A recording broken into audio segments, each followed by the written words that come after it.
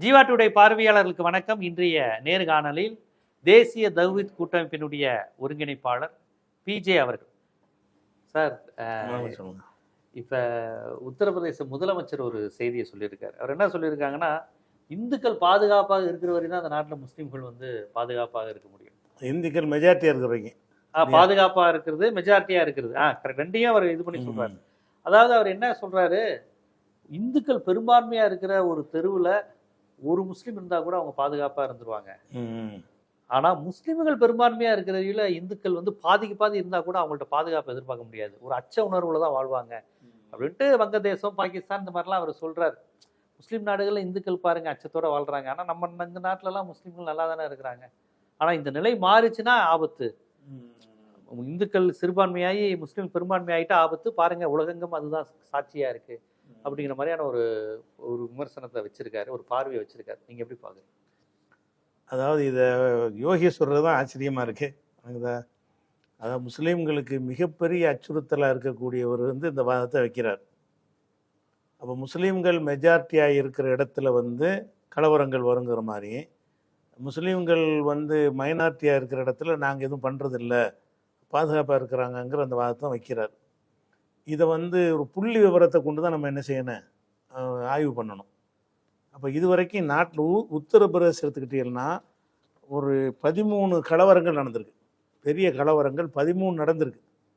அந்த 13 கலவரங்கள்லையும் இந்துக்கள் எவ்வளோ, முஸ்லீம்கள் எவ்வளோன்னு பாருங்கள். 13 அதில் தெரிஞ்சு போயிடும். முஸ்லீம்கள் மெஜாரிட்டியாக இருக்கிற இடத்துல கலவரம் நடந்திருக்குதா, மைனாரிட்டியாக இருக்கிறது நடந்திருக்குதா. முதலாவது கலவரம் என்னன்னு கேட்டால் லக்னோ கலவரம். அது அக்டோபர் 2021 நடக்குது. அந்த லக்னோங்கிற பகுதியில் இந்துக்கள் 71%, முஸ்லீம்கள் 26%. அப்போ 71% இருந்தால் கலவரம் வராதுங்கிறார் இவர். நாங்கள் நிறைய இருந்தால் கலவரம் வராதுங்கிறாரு. அவங்க 71 இருக்கிறாங்க, முஸ்லீம் 26 இருக்கிறாங்க லக்னோவில். அங்கே கலவரம் 2021 ஒரு கலவரம் வந்திருக்கு. அப்போ இவருடைய அந்த புள்ளி விவரம் அவர் சொல்வதை பொய்யாக்குது. அதே மாதிரி புலந்து ஷஹர்னு ஒரு ஊர் இருக்குதுங்க. அந்த ஏரியாவில் ஒரு பெரிய கலவரம் நடந்திருக்கு. அது 2004. இந்த புலந்து ஷஹரில் இந்துக்கள் 70%, முஸ்லீம்கள் 29. கலவரம் நடந்த அனைத்துலையும் பாருங்கள் இந்துக்கள் தான் மெஜாரிட்டியாக இருப்பாங்க. அதுக்கு தான் சொல்கிறான், கலவரம் நடந்த அனைத்து பகுதியிலையும் முஸ்லீம் சிறுபான்மை தான். முஸ்லீம் சிறுபான்மையாக இருந்தால் பாதுகாப்பாக இருப்பாங்க, முஸ்லீம் பெரும்பான்மையாக இருந்தால் தான் கலவரம் வரும்னு அவர் சொல்கிறார்ல. அது அந்த புலந்து ஷஹருடைய புள்ளி விவரம் அதையும் பொய்யாக்குது. அதே மாதிரி முசஃபர் நகர் பேர் அரபியில் அந்த முஸ்லீம்கள் பேர் மாதிரி தெரியும். ஆனால் முசஃபர் நகர் பகுதியில் செப்டம்பரில் 2013 கலவரம் நடக்குது. அந்த கலவரத்தில் இந்துக்கள் 54%, அங்கே முஸ்லீம்கள் 42%. மெஜாரிட்டி அவங்க தான். அவங்க மெஜாரிட்டியாக இருந்தால் பாதுகாப்பாக இருப்பாங்கன்னு சொல்கிறாரில்ல, பாதுகாப்பாக இருக்கலை. அங்கே பெரிய கலவரம் அடிச்சிருக்கு.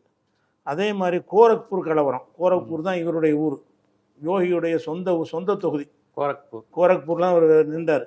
அவருடைய சொந்த தொகுதியில் மே 2007 ஒரு கலவரம் நடக்குது.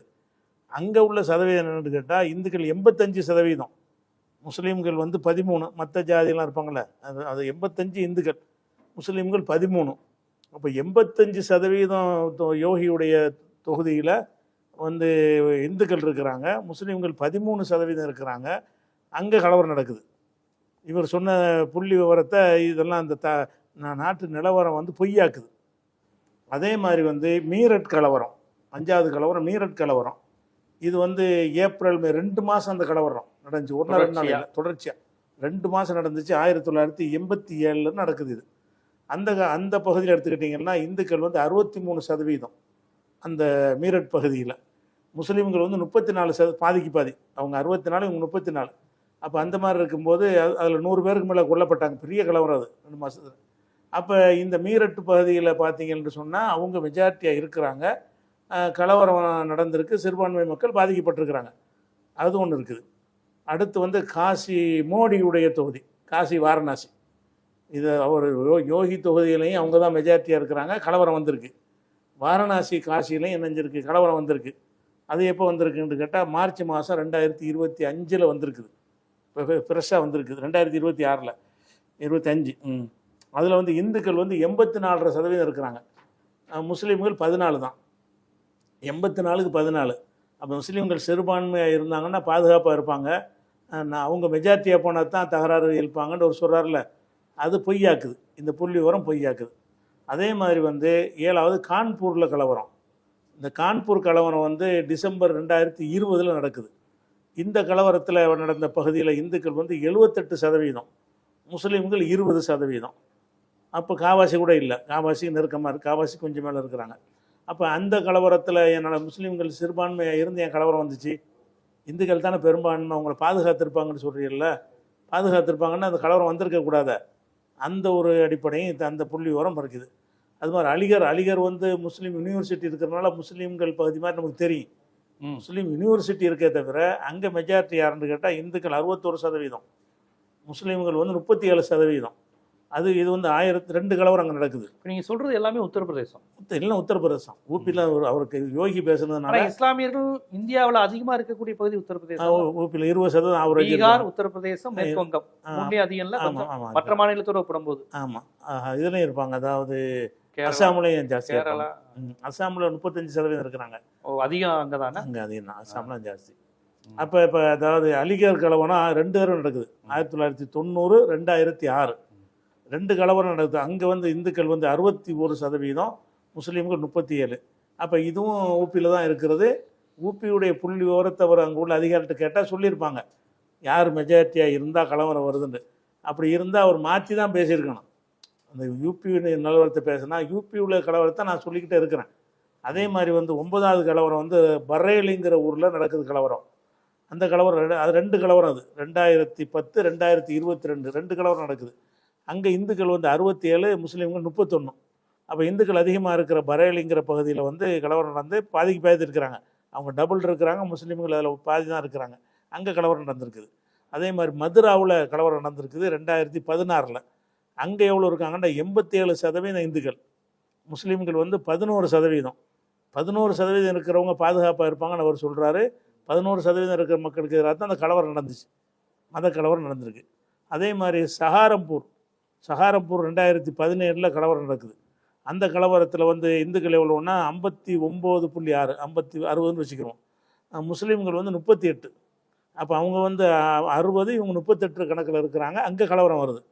இந்துக்கள் அதிகமாக இருந்தால் அது கலவரம் வராதுங்கிறாங்கல்ல, அது ஒரு விஷயம். அதே மாதிரி ஃபைசாபாத்து 12வது இது ஃபைசாபாத்தில் வந்து 2 கலவரம் 1992, 2020. இந்த அங்கே எவ்வளோ சதவீதம்னு பார்த்தா இந்துக்கள் 51, முஸ்லீம்கள் 47, கொஞ்சம் நெருக்கி இருக்கிறாங்க. இது ஒன்றில் மட்டும்தான், பாக்கி எல்லாமே 3 பங்கு காவாசி அப்படி தான் இருக்கிறாங்க. அப்போ அதே மாதிரி 13வது கலவரம் வந்து பிஜ்னோருங்கிற கலவரம். இது 2013 உள்ளது. அதுலேயும் இந்துக்கள் 51, முஸ்லீம்கள் 47. இந்த கடைசி 2 தான் கொஞ்சம், அதாவது 4% அப்போ கம்மி தான். அப்போ முஸ்லீம்கள் தான் குறைவாக இருக்கிறாங்க. அப்போ ஒட்டுமொத்தமாக ஊப்பியில் நடந்த பெரிய கலவரங்கள் 13 தான். 47க்கு பிறகு, நாடு சுதந்திரம் அடைஞ்ச பிறகு 13 கலவரங்கள் நடந்திருக்குது. அப்போ கலவரத்தை வச்சு தான் எடை போடணும், பாதுகாப்பாக இருக்கிறாங்களா இல்லை என்பது. கலவரத்தில் பாபர் மசூதி இடிப்பு கலவரமும் வரும். பாபர் மசூதி இடிப்புலாம் இருக்குதுல்ல, அதை வச்சுலாம் வந்திருக்கும். அப்போ பல கலவரங்கள் வந்திருக்குது. பாபர் மசூதியும் காரணமாக இருக்குதுன்னு வைங்களேன். அந்த வருஷத்து 92 வந்து ஃபைசாபாத்லாம் பாபர் மசூதி தான். அந்த பாபர் மசூதி 92 வரக்கூடியலாம் அப்படி வந்துடும், அதை ஒட்டி. அப்போ இப்போ என்னென்ன 13 கலவரங்கள் நடந்திருக்குது. இது எல்லாமே இந்து பெரும்பான்மை பகுதியில் கலவரம் நடந்திருக்கு. அப்போ ஊப்பியில் வந்து முஸ்லீம் பெரும்பான்மையாக இல்லை ஊர்களை எடுத்து பார்த்தீங்கன்னா வந்து கைரானாங்கிற ஒரு பகுதி இருக்குது. அங்கே 60% முஸ்லீம்கள், மற்றவங்க இந்துக்கள் வந்து அது கம்மியாக இருக்கிறாங்க. முஸ்லீம் பெரும்பான்மை, முஸ்லீம்கள் ஜாஸ்தி. அங்கே வந்து ஏதோ ஒரு கலவரம் இருக்காண்டா 2020 ஒரு கலவரம் வருது. அந்த கலவரம் வந்து இந்து முஸ்லீம் கலவரம் அல்ல. அதாவது சிஏக்கு எதிராக போராட்டம் நடத்தும் போது அதிகாரிகளுக்கும் முஸ்லீம்களுக்கும் மத்தியிலான இது துப்பாக்கி சூடு வரைக்கும் போணுச்சு. ஒரு அதிகார வர்க்கத்தை எதிர்த்தது. அது மத பிரச்சனை இல்லை. அப்போ இந்த மெஜாரிட்டியாக இருக்கிற கைரானாவில் வந்து மெஜாரிட்டியாக முஸ்லீம்கள் இருக்காங்க, இந்துக்களுக்கு எதிராக ஒன்றும் அவங்க செய்யலை. அதே மாதிரி தேவ்பந்துங்கிற ஒரு ஊர் வந்து பெரிய யூனிவர்சிட்டி, இஸ்லாமிய யூனிவர்சிட்டி அங்கே தான் இருக்குது. உலகத்திலே பெரிய இஸ்லாமிய யூனிவர்சிட்டி வந்து தேவ்பந்து தான். 2000க்கு மேற்பட்ட மாணவர்கள் மௌலவி படிக்கிறாங்கல்ல, அந்த ஊர் வந்து தேவபந்துங்கிற ஊர். அந்த ஊரில் வந்து 70% முஸ்லீம்கள் இருக்கிறாங்க. முஸ்லீம்னா ஜெயிப்பாங்க வேட்பாளர்லாம் கூட. இப்போ தான் முஸ்லீம்கள் 2 3 பிரிஞ்சதுனால அதில் பிஜேபி ஜெயிச்சிருக்கிறாங்க. அப்போ 70% இருக்கிற ஊரில் 2020 கலவரம் 20 நாள் நீங்கள் விளங்கிக்கிறணும் சிஏஏன்னு சொல்லி 20 தான் அந்த நடந்த சிஏஏக்கு எதிராக அவங்க கிளர்ந்தெழுந்து போராட்டம் பண்ணுறாங்க. அதில் வந்து போலீஸார் மறிக்கிறாங்க. அதில் துப்பாக்கி சூடு, கண்ணீர் புகை, அந்த மாதிரியான விஷயங்களை வந்து கலவர கணக்கில் வைப்பாங்க. வேற இந்து முஸ்லீம் கலவரம் நடக்கலை. முஸ்லீம் மெஜாரிட்டியா இருந்தா அதிகார வர்க்கத்துல உரிமை மறுக்கப்படும் போது நடக்கிறது தானே தவிர, அப்போ தேவபந்தில் இந்துக்களையும் அவங்க தாக்கலை. மெஜாரிட்டியா இருக்கிறாங்கல்ல, 70% இருக்கிறாங்க, 30% இந்துக்கள் இருக்கிறாங்கன்னா இவங்க அந்த 30% இந்துக்களை தாக்கியிருப்பாங்கல்ல. வேற பகுதியில் கலவரம் நடக்கும்போது கூட இங்கே நடக்கலை. அதுக்கு பதிலடியாக கூட என்ன செய்யலாம், அங்கே அடிக்கிறாங்க நம்ம இங்கே அடிப்போம்னு சொல்ல நினைப்பாங்கல்ல. அப்படி கூட முஸ்லீம் பெரும்பான்மை பகுதியில் நடக்கவே இல்லை. அதே மாதிரி முஸ்லீம் பெரும்பான்மையாக இருக்கிற இன்னொரு நகரம் நக்குலாங்கிற ஊர். நான் சொல்கிறேன், முஸ்லீம்கள் மெஜாரிட்டியாக உள்ள ஊர்கள் மட்டும் நான் சொல்கிறேன், இந்துக்களை விட முஸ்லீம்கள் ஜாஸ்தியாக இருக்கிறது. அந்த நக்குலாங்கிற ஊரில் வந்து 65% இருக்கிறாங்க. அதுலேயும் 2020 தான் நடக்கிறது. இந்த விஷயம் அது இந்துக்களுக்கு எதிரானது இல்லை, அரசுக்கு எதிரானது, சிஏக்கு எதிரானது தான். நகலாவுலையும் நஜீபாபாத்னு ஒரு நகரம் இருக்குது. அதுலேயும் என்ன செய்யறதுன்னு கேட்டால் 60% இருக்கிறாங்க முஸ்லீம் மெஜாரிட்டி. அதுலேயும் சிஏக்கு தான் நடந்திருக்கு. சிஏஏ சம்பந்தமாக பிரச்சனை, கலவரம்னு சொன்னால் தள்ளு முள்ளலாம் கலவரம்ன்றுவாங்க. அது போலீஸோட நடக்கிறத வந்து இந்து மதத்து கலவரம் ஆக்க முடியாது. போலீஸோட மோதல் வரும்போது அந்த கண்ணீர் புகை குண்டு தடியடிலாம் நடத்துவான்ல, அதை கலவரம்ங்கிற கணக்கில் காட்டுவாங்க. அதெல்லாம் வந்து இந்து முஸ்லீம் மேட்டர் கிடையாது. அதுக்கு எதிராக அது ஒன்றும் செய்யவே இல்லை. அதே மாதிரி அந்த ஹசன்பூர்ன்ற ஒரு ஊர் இருக்கிறது, 60% இருக்குது முஸ்லீம்கள். ஆனால் ஒரு கலவரம் நடந்தது இது வரைக்கும். சுதந்திர இந்தியாவில் முஸ்லீம்கள் 60% இருக்கிறாங்க. அவங்க 30-35% இந்துக்கள் இருக்கிறாங்க. ஒரு சலம்பலும் ஒரு தகராறுமே அந்த ஊரில் நடந்ததே இல்லை. முஸ்லீம் மெஜாரிட்டியான ஊரில் பாதுகாப்பாக இருக்க முடியாதுங்கிறாரில் இருக்கிறாங்க, பாதுகாப்பாக இன்றைக்கி இருக்கிறாங்க. அதே மாதிரி வந்து தரவுலாண்டு ஒரு பகுதி இருக்குது, 70% முஸ்லீம்கள் இருக்கிறாங்க. எந்த கலவரமும் கிடையாது. சிஐக்கு கூட அவங்க இந்த மாதிரி போராட்டம் பண்ணலை. அவங்க ஒன்று வேலை ஒன்று இருக்கிறாங்க. எந்த ஒரு பிரச்சனையும் நடக்காத ஊராக இருக்கிறது. 70% இருக்கிறாங்க. அப்போ 70 இருக்கும்போது 30% மக்கள் மேலே தாக்குதல் நடத்தலாம்ல. முஸ்லீம்கள் மெஜாரிட்டியாக இருக்கிறது முஸ்லீம் நினைப்பதே இல்லை. அப்படி வேறு இடத்துல கலவரம் நடந்தால் கூட அதனுடைய தாக்கம் இங்கே வராது. நம்ம சகோதரர்களாக இருப்போம், அண்ணன் தம்பியாக இருப்போங்கிற மாதிரி தான் பழகிட்டு இருக்கிறாங்க. அதே மாதிரி வந்து கவாலின்ற ஒரு பகுதி இருக்கிறது. அது வந்து 75%. இங்கே மட்டும் 2013 ஒரு கலவரம் வருது. முஸ்லீம் மெஜாரிட்டி ஏரியா. முஸ்லீம் மெஜாரிட்டினா இது முசாஃபர் நகர்னு சொன்னால ஒரு கலவரம், அதுக்கு பக்கத்தில் உள்ள ஏரியா. அங்கே வந்ததுனால அதன் தொடர்ச்சியாக உங்களுக்கு கலவரம் நடந்திருக்கு. அது ஒன்றுல தான் முஸ்லீம்கள் மெஜாரிட்டி இருக்கிற போது நடந்திருக்குது. அது முசாஃபர் நகர் கலவரமும் இதுவும் ஒரே டைமில் நடந்தது. முசாஃபர் நகர் பக்கத்தில் சென்னையில் இருந்தால் தாம்பரத்தில் எதிரொலிக்கும்ல, அந்த மாதிரி அடிப்படையில் அந்த கவாலிங்கிற பகுதியில் நடந்திருக்குது. அதே மாதிரி லகாருங்கிற பகுதியும் அந்த முசாஃபர் நகரை ஒட்டின பகுதி, அதுலேயும் நடந்திருக்கு. இந்த முசாஃபர் நகர் கலவரத்தை ஒட்டி அந்த 2013ஆம் ஆண்டு முசாஃபர் நகர் கலவரம் இந்து மெஜாரிட்டியாக இருக்கிற பகுதி நடக்குது. அதை ஒட்டி உள்ள கவாலி, லகார், இந்த 2 பகுதியிலையும் அதனுடைய தாக்கமாக சில கலவரங்கள் நடந்திருக்கு. அவன் ஜெயமா தொடர்ச்சி இருக்கும்ல, சங்கிலி தொடரா, இது 2 தான் நடந்த கலவரம் மொத்தத்திலேயே முஸ்லீம் மெஜாரிட்டி இருக்கிற ஊர்லேயே. அதே மாதிரி வந்து தஹ்டூன் என்ற ஒரு பகுதி இருக்குது, 55% முஸ்லீம்கள். இது 2017. இது வந்து மத பிரச்சனை இல்லை, ஒரு தலித்துகளுக்கும் முஸ்லீம்களுக்கும் உள்ள சண்டை. எங்க உத்தரப்பிரதேசத்தில் நிலப்பிரச்சனை, அந்த நிலம் யாரு, ஆமாம் லேண்ட் இஷ்யூவில் ஒரு சண்டை வந்து எங்களுக்கு சொந்தம் உங்களுக்கு சொந்தம்னு ஒரு தகராறு வரும்போது ஒரு சின்ன ஒரு மோதல் வந்திருக்கு. தலித்துகளுக்கும் முஸ்லீம்களுக்கும் உள்ள ஒரு மோதல். 55% இருக்கிறாங்க. அதே மாதிரி கங்கோங்கிற ஊர்லேயும் இதே 2 பக்கத்தில் உள்ளது. அந்த நிலப்பிரச்சனை சம்பந்தமாக தகராறு நடக்கும்போது இது நடந்திருக்கே தவிர இந்து மக்களுடைய பிரச்சனைக்கு எதிராக இது வந்து எந்த ஒன்றுமே என்ன செய்யலை, முஸ்லீம் பகுதி நடக்கலை. அப்போ ஆனால் வந்து இந்துக்கள் மெஜாரிட்டியாக இருக்கிறது நடந்திருக்கு. எல்லாமே நடந்த எல்லா கலவரங்களுமே அப்படி இருக்கும் பொழுது இது யோகி சொல்கிறது எப்படி சரியாக வரும்? அவர் புள்ளி வரம் காட்டுமா இல்லையா? சும்மா சொல்லலாம், இங்கே ஒரு ஆள் இருந்தால் கூட நீ பாதுகாப்பாக இருப்ப, அவங்க 50 பேர் அப்படின்னா வார்த்தைக்கு சொல்லலாம், உணர்வை தூண்டி விடுற மாதிரி, உணர்வை தூண்டி விடலாமே தவிர அப்படி இல்லையே, ரிசல்ட் அப்படி இல்லையே. இல்லை, அவர்கள் தொடர்ச்சியா RSS பரப்புன்ற ஒரு பிரச்சாரம் வந்து பாய்மாரு எண்ணிக்கை அதிகமாகிட்டு இருக்குப்பா, பாரு குழந்தைய பெத்து அவன் பாட்டுக்கு எண்ணிக்கை அதிகரிச்சுக்கிட்டே இருக்கிறான் இந்தியாவில், நம்ம எண்ணிக்கை குறைஞ்சிக்கிட்டே வரும், அவங்களுடைய எண்ணிக்கை அதிகமாகுது, குழந்தை பேர ஒன்று சொல்றாங்க, இன்னும் மதம் மாத்துறாங்க, அதனால அதெல்லாம் நிறைய நடக்குது, அந்த வடிவங்கள் நிறைய நடக்குது, அதனால முஸ்லீம் எண்ணிக்கை இது ஏறிக்கிட்டே இருக்கு அப்படிங்கிற அந்த விமர்சனத்தையும் வைக்கிறாங்க அவங்க. அதான் முஸ்லீம் எண்ணிக்கை ஏறிக்கிட்டு இருக்குங்கிறாங்கல்ல, அதை எடுத்துக்கிட்டிங்கன்னா இந்துக்கள் முஸ்லீம்கள் எல்லாமே வட இந்தியாவில் 2.4ங்கிற கணக்கில் இருக்கிறாங்க. அதை 2.4ன்னு சொன்னால் ஒரு ரெண்டு பேர் வந்து 2.5 பேரை உண்டாக்குறாங்க. அப்படி 2.4ன்னு சொன்னால் ஒரு கணவன் மனைவி சேர்ந்து 2 புள்ள பெற்றாங்கன்னா 2.ன்றுவாங்க.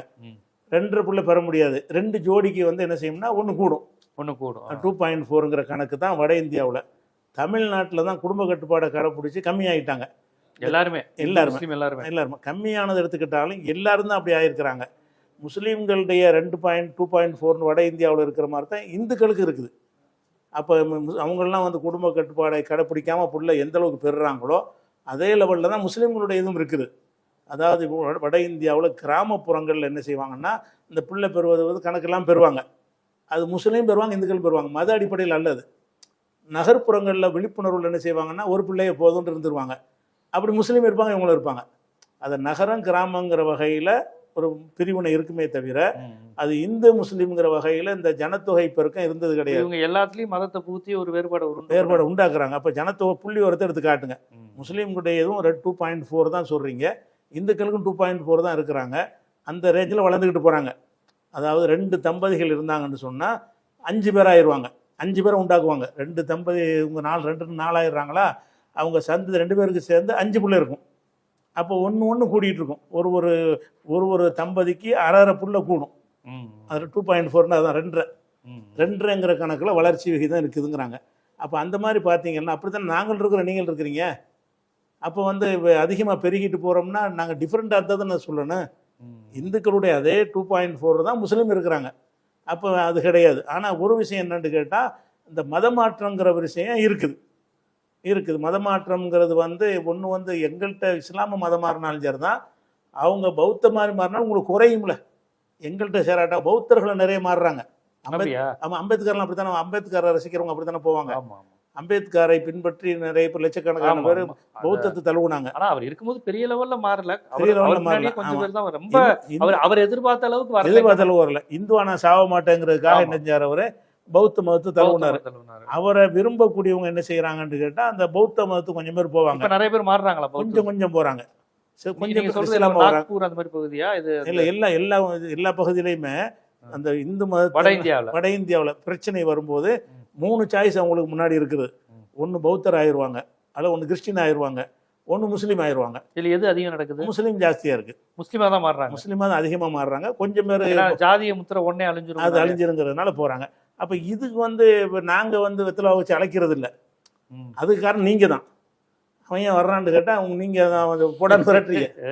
அதுக்கு நாங்கள் எப்படி காரணமாகும்? நீங்கள் ஒழுங்காக நடத்தாத காரணத்தினால வர்றானே தவிர இதே சமத்துவம் சகோதரத்துவத்தை அவங்களுக்கு கொடுத்தீங்கன்னு அவன் ஏன் வரப்போகிறான்? அவனு அர்ச்சகர் ஆகிற உரிமை அவனும் கேட்டுக்கிட்டு நிற்கிறான். நீ கொடுத்தா வருவானா? கோயிலுக்கு நீ போகிற மாதிரி அவனை ஊட்டின்னு அவன் இஸ்லாத்துக்கு வரப்போகிறான். அப்போ இஸ்லாத்தை நோக்கி வர்றாங்கங்கிறது இஸ்லாத்தின் மீது நீ கோவப்படக்கூடாது. உங்களுடைய பார்த்து உங்களை திருத்திக்கிறணும். அப்போ இந்த காரணத்தினால இஸ்லாத்தை நோக்கி போகிறாங்களா, நம்ம அதை களை எடுத்தோம்னா காப்பாற்றிக்கிறலாம். அப்படி தான் நினைக்கணும்.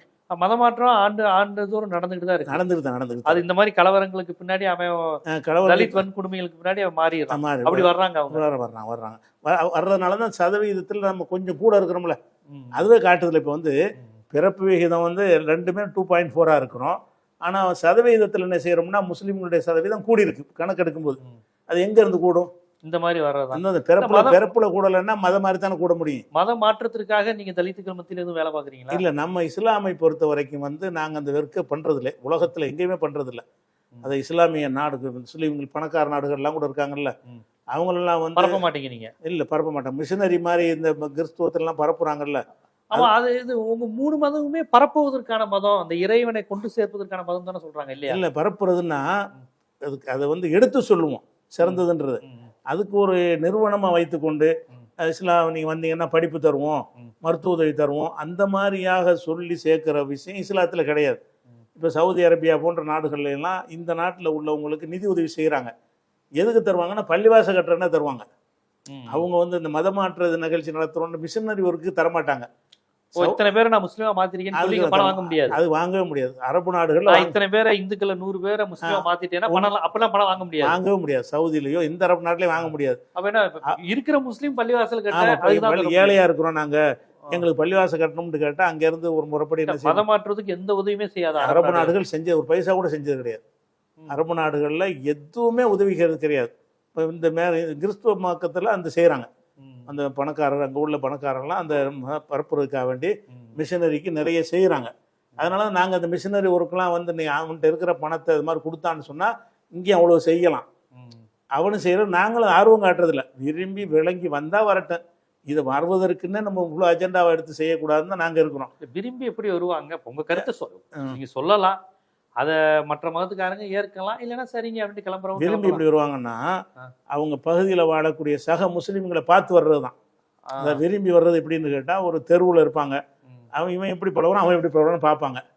பாய்மார்கள்லாம் நம்மளுக்கு சாப்பாடு தர்றாங்க, அவங்க கிட்ட வராதங்கிறாங்க, அப்படிதான் அந்த மாதிரி தான் வர வைக்கிறாங்க. அது மாதிரி பக்கத்தில் உள்ள முஸ்லீம்களை பார்த்து இவங்களோட சேர்ந்துக்கிட்டோம்னா நம்ம சகோதரர்களாக இருக்கலாம், அப்படி பிரச்சாரம் பண்ணி அந்த மாதிரிலாம் கிடையாது. அந்த மாதிரிலாம் கிடையாது. அப்புறம் இன்னொரு விமர்சனம், உத்தரப்பிரதேசம் போன்ற பகுதிகளில் ஜிஹாத், என்னது நிக்கா ஜிஹாத், மேரேஜ் ஜிஹாத், லவ் ஜிஹாத், லவ் ஜிஹாத், கரெக்டாக சொல்றீங்க, கரெக்டான வார்த்தை, லவ் ஜிஹாத். அதுதான் இப்போ ஃபேமஸான ஜிஹாத். என்னன்னா முஸ்லிம்கள் வந்து திட்டமிட்டு இந்து பெண்களை, அதை வச்சு இந்த கேரளா ஸ்டோரின்னு கூட படம் எடுத்தாங்க. இந்து பெண்கள்கிட்ட முஸ்லிம் பெண்களே பழகி அப்புறம் அவங்கள அண்ணன்கள்கிட்ட கல்யாணம் பண்ணிச்சு, மதம் மாற வச்சு அவங்கள கெனிய வச்சு அதுக்கப்புறம் பரதாவை மாற்றி, அந்த படத்துல கொஞ்சம் ரொம்ப ஓவர் ISIS போய் சேர்த்து விட்டுறாங்கிற மாதிரி இருந்து. அது பொதுமக்களே அதை ஏத்துக்கல. சரி, அது ஒரு பக்கம் எக்ஸ்ட்ரீமா இருக்கு, அதை விடுங்க. பொதுவா ஒரு இந்து பெண்களை ஒரு திருமணம் செய்து அதன் மூலமாக மதம் மாற்றுவதற்கான அஜெண்டாவோட செய்யறாங்க, அதனாலயும் நிறைய இந்து பெண்கள் முஸ்லீமா மாறிடுறாங்க அப்படிங்கிற மாதிரி இல்லை கோர்ட் கேஸ் எல்லாம் கூட நிறைய வந்தது. இந்த மாதிரி பாருங்க, என் பொண்ணு முஸ்லீமா அவங்க மாத்திட்டாங்க அப்படிங்கிற மாதிரி. அது உண்மையா? அதாவது பொதுவாக இந்த காதல் விஷயம் வந்துருச்சுன்னு சொன்னால், அது இந்துவாக இருந்தாலும் முஸ்லீமாக இருந்தாலும் சரி, மதங்களை ஓரம் தள்ளிடுறாங்க. நம்ம பார்க்குறோம். அதாவது நம்ம ஒரு பெண் இருக்காங்கன்னு, ஒரு ஆணை விரும்பிட்டாங்க, எந்த மதத்து பெண்ணோ எந்த மதத்து ஆளாக இருந்தாலும் சரி, வேறு மதத்துடைய ஒரு ஆணை விரும்பிட்டாங்கன்னு சொன்னால் தாய் தந்தை எல்லாத்தையும் உதறி தள்ளிட்டு அவங்க கூட போயிடுறாங்க. சரி, இந்த காதல் வந்து கண்ணை மறைக்குதுங்கிறத நம்ம கண்ணால் பார்க்குறோம். ஒரு முஸ்லீம் பெண்ணை ஒரு முஸ்லீம் அல்லாத ஒருத்தரை விரும்பிட்டாருன்னு சொன்னால் அவங்களோடய போயிடுறாங்க. போகும்போது என்ன செய்கிறாங்கன்னா, சில பெண்கள் என்ன செய்வாங்கன்னு கேட்டால், நான் கல்யாணம் பண்ணுறேன், நான் இஸ்லாத்தை எனக்கு விட முடியாது, உங்களே தான் கல்யாணம் பண்ணிக்கிறேன், நீங்கள் இஸ்லாத்துக்கு வாங்கன்னு சொல்லி வற்புறுத்தி அந்த பெண்ணு சொல்கிறதை கேட்டுக்கிட்டு அவராக வரக்கூடியவர்கள் இருப்பாங்க இல்லையா? அப்படி போனால் நாங்கள் விட்டுருவோம். நாங்கள் என்ன செய்ய மாட்டோம்னா, அது வந்து இஷ்யூ ஆக்க மாட்டோம். நான் போகிறேன்னா போயிட்டு போ, நான் எங்களோட வர வேணாம், நீ பாட்டு போய்க்கன்னு என்ன செய்வோம், அதை கலவரமாக்குறது அந்த மாதிரி முஸ்லீம் சமுதாயத்தில் செய்ய மாட்டாங்க.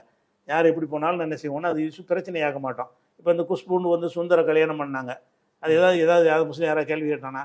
குஷ்புலாம் அதற்கு அப்பாற்பட்ட சாதாரண முஸ்லீம் அவங்க இல்லை, அந்த மாதிரி இருக்கிறாங்க. குஷ்பு மாதிரியான ஒரு முஸ்லீம் பெண்கள் இருக்கிறாங்க.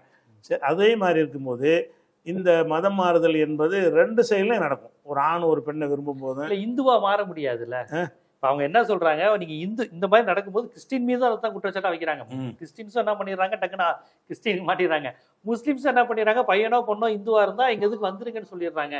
இது மூலமா எங்களுக்கு ஆள் குறையுது. இதை இல்ல, அது வந்து அந்த சித்தாந்த ரீதியாக இந்து ஆக்க முடியாதுன்னு சொன்னாலும் இவங்க என்ன செய்யறாங்கன்னா, அந்த முஸ்லீம் பெண்ணை கூட்டிட்டு போய் கோயிலில் வச்சு தாலி கட்டிடுறாங்க. அவங்களுக்கு இந்த அங்கீகாரம் தர்றதுலாம் பிரச்சனை இல்லை. யாரோ ஒரு ஆணுக்கு மனைவி ஏதோ ஒரு இந்து ஆயிட்டன்னு நினச்சிக்கிறாங்களே தவிர, அவன் ஐயரில் சேர்ப்பானா தலித்தில் சேர்ப்பானாங்கிறத பற்றி இவங்களுக்கு கவலை இல்லாமல் இருக்கிறாங்களே தவிர, இவன் அஃபீஷியலாக சேர்க்கறதுக்கு ஒரு வழிமுறை இந்து மதத்தில் இல்லை. கோயிலில் போய் கல்யாணம் பண்ணால் அதுக்கு என்ன அர்த்தமாகும்? ஒரு முஸ்லீமான ஒரு ஆள் வந்து இந்துவான ஒரு ஆளை வந்து ஆணை பெண்ணும் கோயிலில் கூட்டிகிட்டு போய் திருமணம் பண்ணுறாங்கன்னா, நீ இந்த மதத்தை விட்டுட்டு முஸ்லீமை விட்டு வந்துட்டேன்னு அர்த்தம். அவங்க என்ன செய்வாங்க, நான் மாற்றுற திட்டம் இல்லைம்பாங்க. மாற்றுறது இல்லாட்டாலும் மாறுறாங்களே, நடக்குது. அதுவும் நடக்குது. அப்படி போய் செய்யறாங்க. முஸ்லீம் மதத்துல இருந்து வேற முஸ்லீம் அல்லாத போய் போயிருக்காங்களா, கோயில்ல போய் தாலி கட்டினவங்களாம் இருக்கிறாங்க. அது இது வந்து தடுக்க முடியாது. அந்த காதல்ங்கிறது வந்து அது ஒரு விதமான ஒரு மனநோய் உள்ளது. முத்தி போச்சுன்னு சொன்னா எதையும் பார்க்க சொல்லாது. தாய் வந்து எதையும் பார்க்க சொல்லாம அதுலயே ஒரே குறி அந்த இப்ப RSS வந்து முஸ்லீம் தான் திட்டமிட்டு எங்க இந்து பெண்கள் அப்படி ஹிஜாத் மாத்திக்கிறாங்க. திட்டமிட்டுலாம் செய்யறது கிடையாதுங்க. ஒரு பெண்ணு ஆணை பார்க்கும் பொழுது உள்ள ஈர்ப்புனால வர்றதை தவிர இது யாரும் திட்டம்லாம் போட வேண்டியது இல்லை. எங்க வேணாலும் நடக்கும். அந்த எண்ணிக்கையில் அதிகரிக்கவே செய்யாது. அது இங்கேருந்து போற மாதிரி அங்கேருந்து ஒன்று சமமாக தான் இருக்கும். அதனால அந்த மாதிரி ஒன்று நடக்கிறதுக்கு எந்த வாய்ப்பும் கிடையாது. ஆனா இவங்க என்ன செய்யறாங்க, அப்படி இல்லைங்கிறவங்க கர் வாபஸின்னு ஏன் கொண்டு வந்தாங்க? தாய் மதம் திரும்புதல். வாபஸ்னா திரும்புதல், கர்னா வீட்டுக்கு திரும்புதல்னு வச்சுக்கிட்டு ஒரு முஸ்லீம் வந்து இந்துவா மாறினா 5 லட்சம் ஒரு பகிரங்கமா அறிவிச்சாங்க. ஒரு கிறிஸ்தவர் மாறினா 3 லட்சம். ஏன்னா கிறிஸ்தவ கொஞ்சம் ஈஸியா மாறிடுவாங்க, முஸ்லீம் மாற மாட்டான். அதனால சரி, முஸ்லீம் ஒருத்த மாறினான்னா அவனுக்கு 5 லட்சம் அதுக்கு கொடுக்கும். எதுவும் சடங்கு இருக்கா? ஒரு முஸ்லீம் இந்துவா மாறுறதுக்கு சடங்கு வச்சிருக்காங்க. அவங்க மந்திரம்லாம் ஓதி செய்யறாங்க. அவன் என்னன்னு கேட்டான், அவன் ஜாதியில எது சேர்ப்பேன்னு கேட்டானா போக மாட்டான். சரி ஏதோ காசு தர்றாங்க ஏதோ அப்படி கொஞ்சம் பேர் மாறிக்கிறான் அப்படின்னு மாறிக்கிட்டானே தவிர அவன் எதுலையும் சேர்க்க கடைசியில் திண்டத்தகாதமாக தான் இருப்பான். இந்துவா போனாலும் மேலே உள்ளதை சேர்க்க ஒத்துக்கிற மாட்டாங்க. சேரால ஐயராக்க ஒத்துக்குருவாங்களா? முதலியாராக்க ஒத்துக்குருவாங்களா? முதலியாருக்காரன் எதிர்ப்பு தெரிவிப்பான். எதிர்ப்பு தெரிவிக்காதவங்க என்ன கீழே உள்ளவங்க எதிர்ப்பு தெரிவிக்க மாட்டாங்க. அப்படி ஒருத்தர் சேர்ந்தாலும் அவன் தலித்துடைய லெவலில் தான் அங்கே இருப்பானே தவிர அவனுக்கு பழையபடி அந்தஸ்து கிடைக்காது. ஏதோ காதல்ங்கிற ஒரு மேட்டருக்காக என்ன செய்கிறாங்கன்னா மாறிக்கிறாங்க. அதனால இந்த கர்வாப்பசி இவங்க நடத்துவதில் இருந்த அவங்களுடைய மதத்தில் அது இல்லாட்டாலும் நடைமுறையில் இருக்குது. இந்துவாக மதம் மாறுதல்ங்கிறது கிடையாதுங்கிற பிறப்புல தான் வரணும்னு தான் அவங்க இது கொள்கை. ஆமா, பிறப்பின் அடிப்பில் தான். ஆமா, அதனால இஸ்லாம் வந்து பிறப்பின் அடிப்பில் உணர்வின் அடிப்படையில் கொள்கை அடிப்படையில மாறிக்கலாம். அதனால வந்து கொள்கை அடிப்பில் நாத்தினா இருக்கிற நாளைக்கு முஸ்லீமா மாறுறாங்க. கொள்கை சார்ந்தது. இது ரத்தம், இது அப்படி இல்ல, இந்த ரத்தம் அப்படி உள்ளது. அது தத்துவத்துல சொல்றாங்களே தவிர அப்ப எதுக்காக வேண்டி அதாவது முஸ்லீம்களை வந்து மதம் மாற்றுவதற்கின்ற ஒரு கர்வாப்சி இதுதான். இல்ல ஒரு இயக்கம் ஒன்று ஆரம்பிச்சாங்க அந்த காலத்துல. ஆரிய சமாஜ், பிரம்ம சமாஜ், ஆரிய சமாஜுடைய வேலை என்ன உண்டாக்குனாங்க? இதே கர்வாபாசிக்கு தான் உண்டாக்குனாங்க. மதத்துல இல்லைன்னா, ஆமா மதத்துல இல்லைன்னா எதுக்கு ஆரிய சமாஜ் என்று அவங்க உண்டாக்கணும்? அங்கதான். அதனால வந்து அதாவது சத்திய பிரகாஷ்ன்னு ஒரு புக் எழுதியிருக்கிறாங்க ஹிந்தியில. அதுல என்னன்னு கேட்டா இஸ்லாத்தில் என்னென்ன குறைகள் இருக்கு அதனால எல்லாம் திரும்பி வாங்கன்னு கூப்பிடுற புக் அது. இந்த ஆரிய சமாஜில் வெளியிட்டது. அந்த புக்குக்கு பேரு சத்திய பிரகாஷ். சத்தியம்னா உண்மை, பிரகாஷ்னா ஒளி, உண்மை ஒளிங்கிற பேர்ல ஒரு புக்கு வெளியிட்டிருக்காங்க. அந்த புக்கு பூரா என்னவா இஸ்லாம் தப்பானது, அதுல இருந்து நீங்க திருப்பி வந்துருங்க. இதே மாதிரி முஸ்லிம்கள் வந்து மத்த மதத்துல இருந்து வந்துருங்க, அந்த மதம் தப்பானதுங்கிற மாதிரி எதுவும் அப்படி போட மாட்டோம். ஒரு இயக்கலாம் நீங்க பண்ண. நம்ம எப்படி போடுவோம்னா உலகத்துக்கு ஒரு இறைவன் தான் அது மட்டும் சொல்லுவோம். அந்த புத்தகங்கள்லாம் கொடுப்பீங்க? புத்தகங்கள் கொடுப்போம். நபிகள் நாயத்தை பத்தி சொல்லக்கூடிய குற்றச்சாட்டுனா பொய், பெண்களை கொடுமைப்படுத்துற சொல்றது பொய்ன்னு அந்த விமர்சனங்களுக்கு ஆன்சர் கொடுப்போம். முஸ்லீம் சைடில் என்ன செய்வோம்னா இஸ்லாத்தை பற்றி என்ன குற்றச்சாட்டுகள் பரப்புறாங்களோ அந்த குற்றச்சாட்டு தவறானதுன்னு விளக்கி அது தவற விளக்குறதுக்கு தான், அவனுடைய கசப்பு நீக்கிறதுக்கு தான், இஸ்லாத்தில் சேர்க்கறதுக்கு இல்லை. ஆனால் கசப்பு நீங்கினால் வர வாய்ப்பு இருக்குது. அது வாய்ப்பு இருக்குன்னு சொல்லலாமே தவிர இந்த புஸ்தகத்தை கொண்டுலாம் வரவே மாட்டாங்க. அந்த லோக்கலில் உள்ள அந்த பிரச்சனைக்கு தான் வர்றாங்க. ஹரியானாவில் வந்து ரம்ஜான் பண்டிகைக்கு விடுமுறை இல்லைன்ட்டான் இந்த வருஷம். இது விருப்ப விடுமுறை தான், பெருநாளைக்கு லீவ் இனிமேல் கிடையாதுன்னு சொல்லி இன்னைக்கு ஹரியானா இன்னைக்கு அறிவிச்சிருக்காங்க பிஜேபி அரசுல.